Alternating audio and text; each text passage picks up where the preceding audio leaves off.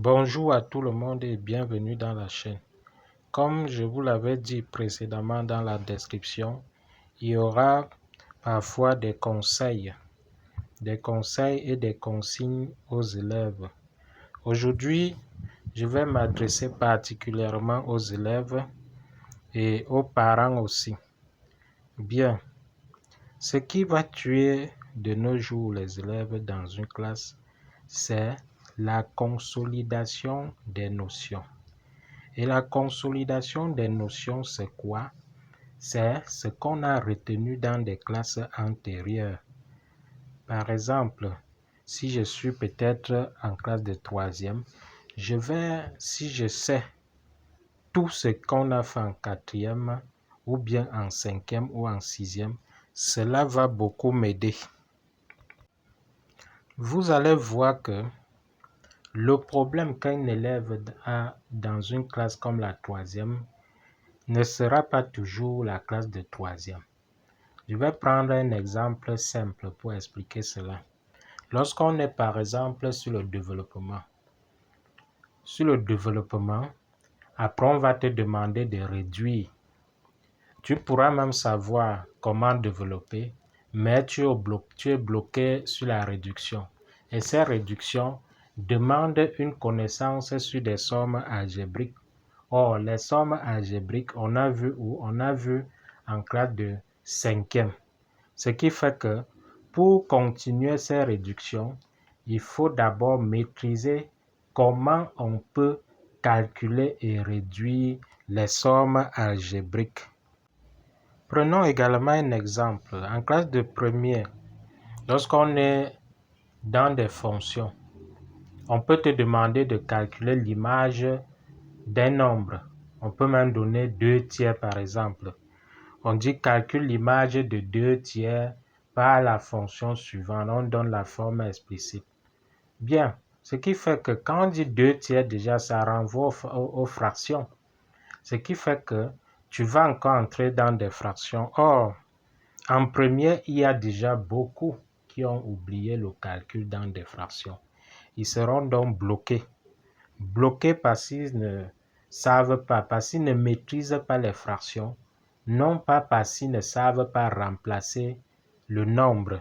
Ils vont toujours savoir remplacer le nombre, mais ils seront bloqués au niveau du calcul avec les fractions.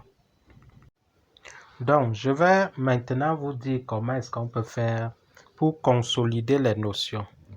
La première méthode, c'est la révision.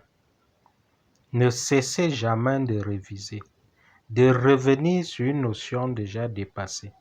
Dans des classes antérieures, par exemple, tu peux choisir de prendre le livre. Si tu es peut-être en première, tu prends le livre de troisième, par exemple. Chaque semaine, tu te dis, j'ai 2 heures dans le livre de troisième. J'ai 1 heure dans le livre de quatrième. Ça, c'est pour revenir encore sur ces notions-là. La deuxième méthode consiste au fait que si tu as des petits frères ou bien même des voisins, tu peux les appeler. Des petits frères qui sont dans des classes antérieures. Tu peux dire, petit frère, on a 1 heure de travail par semaine ou bien 2 heures de travail par semaine. Là, ça va te permettre de revenir encore dans des notions antérieures. Certains gens vont dire, on veut plutôt évoluer. Mais ici, on parle des maths et de comment est-ce qu'on peut faire pour comprendre ces mathématiques-là. En fait, un arbre ne peut bien évoluer que lorsque les racines sont bien fixées au sol. Cela dit, au moment où tes notions sont consolidées, rien ne peut plus t'arrêter. Tu vas comprendre mieux les mathématiques. Et aux parents, je vais vous dire ceci. Il ne faut jamais sous-estimer l'enseignant de votre enfant devant lui. Parce qu'au moment où vous dites par exemple à l'enfant, ton enseignant n'est pas bon, ton enseignant est mauvais, il a eu ceci. Bon, ce qui est sûr, l'enfant prend cela en considération. Et quand il arrive en classe, il n'est plus concentré. Vu que celui qui est devant lui, il estime que celui-là n'est pas bon.